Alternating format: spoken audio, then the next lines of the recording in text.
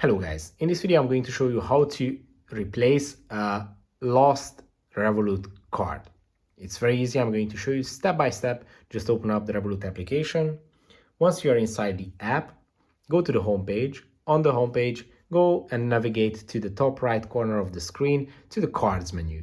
This is where you can see all your cards, your virtual cards and your physical cards. Obviously now we are looking to solve the problem of losing a physical card. I will choose the physical card option. Then move on and tap on the settings menu. Inside the settings menu, if you scroll down all the way to the bottom of the list, you will see this replace card option. It is going to be the second one from the bottom. If you select it, you can give the details of your card. You can select if it was lost or if it was stolen or if it was damaged. And Revolut is going to send you a new card in a couple of days and you are all set. If this video was helpful for you, please consider sending a super thanks donation.